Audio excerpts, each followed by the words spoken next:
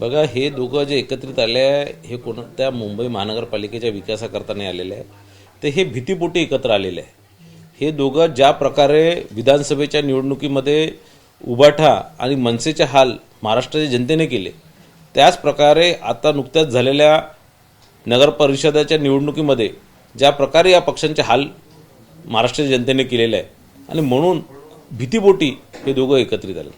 वर्षानुवर्ष मुंबई महानगरपालिकेला लुटणारे वर्षानुवर्षांची सत्ता होती, आणि वर्षानुवर्ष ही सत्ता आता जी हातात वर्षानुवर्ष सत्ता आली आणि त्याचं मलिंदा खाण्याचं काम यांनी केलं. त्या आता कुठेतरी हा जो एक इन्कमचा सोर्स होता हा कुठे बंद झाला नाही पाहिजे, आणि म्हणून हे दोघं एकत्रित आलेले आहेत. ठाकरे ब्रँड काही काम कमाल करेल का असं वाटतं का? ठाकरे ब्रँडमध्ये त्यांना प्रोजेक्ट केलं जातं दोन भावांना. बघा, ठाकरे ब्रँड हे एकच होते, ते हिंदू हृदय सम्राट स्वर्गीय बाळासाहेब ठाकरे, आणि त्यानंतर उद्धव ठाकरेजींकडे किंवा राज ठाकरेंकडे लोकांचं एक सहानुभूती होती. पण उद्धव ठाकरेजी 2019मध्ये ज्यावेळेस काँग्रेस पक्षासोबत हातमिळवणी केली त्यावेळेस ते हिंदुत्वाचा ज्यावेळेस त्यांना विसर पडला, आणि म्हणून त्यांचे हाल या निवडणुकीमध्ये 2024च्या निवडणुकीत महाराष्ट्र जनतेने केले. आणि आता ठाकरे ब्रँडचं या दोघंही भावांनी एकत्र येऊन ठाकरे ब्रँडचं बँड वाजवण्याचं काम या दोघांनी केलेलं आहे. आता ठाकरे ब्रँड स्वर्गीय बाळासाहेब ठाकरेचं राहणार, पण ह्या दोघं कधीच ठाकरे ब्रँड होऊ शकत नाही. हिंदुत्ववादी मतांचं आता विभाजन होईल, म्हणजे मनसे आणि उबाठा एकत्र झाल्यामुळे तुमचे हिंदुत्ववादी मतं तुमच्यासोबत शिवसेना हिंदुत्ववादी मतं नेमकी कुठे जातील आणि त्याचा परिणाम तुम्हाला होईल? हिंदुत्ववादी मतं जे आहेत, विकासवादी जे मतं आहेत, हे भारतीय जनता पार्टी महायुतीसोबतच राहणार आहे. मुंबईच्या जनतेला माहीत आहे की त्यांचा खरा विकास कोण करू शकतो, मुंबईचा कायापालट कोण करू शकतो, त्यांना मूलभूत सुविधा कोण उपलब्ध करून देऊ शकतं, हे मुंबईच्या जनतेला माहीत आहे. 2014 पासून 2024पर्यंत महाराष्ट्र जनतेने मुंबईच्या जनतेने मुंबईचा विकास होताना बघितलेला आहे, आणि म्हणून कुठेही कोणी कुठे जाणार नाही. आणि तसंही हिंदुत्ववादी जो वोटर आहे तो या युतीसोबत, या आघाडीसोबत, उबाठा, मनसे आणि मामू या आघाडीसोबत कधीच जाणार नाही. राज ठाकरेंनी देवाभाऊंना धमकी दिलेली आहे, माझ्याकडे अनेक व्हिडिओ आहे आणि योग्य वेळी ते व्हिडिओ मी लावेल, थेट धमकी तुमच्या मुख्यमंत्री. राज ठाकरेजींचा जो चुनाव चिन्ह आहे, निवडणूक चिन्ह आहे, तो इंजिन आहे, आणि हिंची जी मनसेची इंजिन ही तोंडाच्या वाफाऱ्यानेच चालते. यांच्यामध्ये काही दम नाही. दम असला असता तर एखादा नगरसेवक पूर्ण नगरपंचायतच्या निवडणुकीमध्ये एखादा तर निवडून आला असता.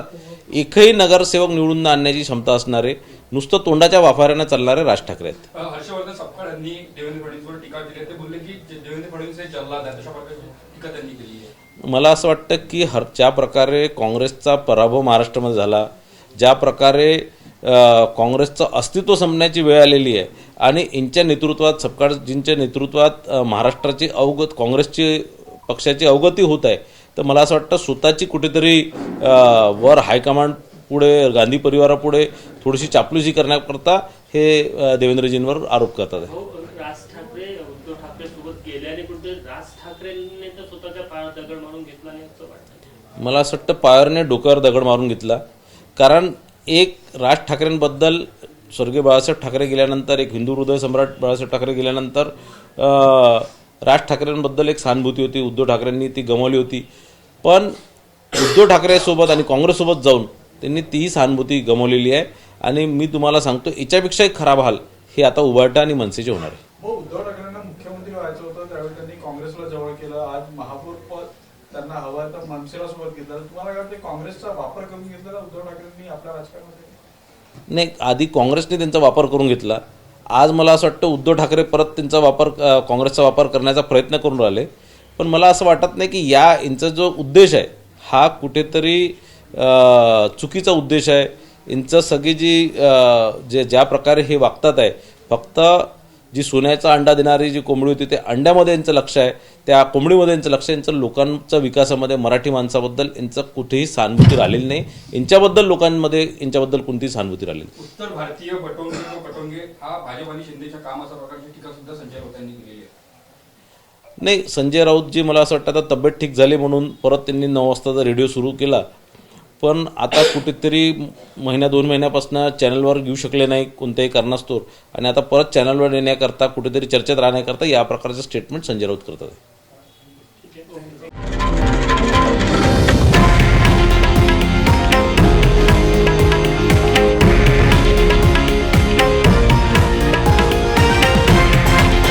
हे आहे देशातील नंबर 1 न्यूज नेटवर्क आणि आपण पाहत आहात TV9 मराठी, एकमेव.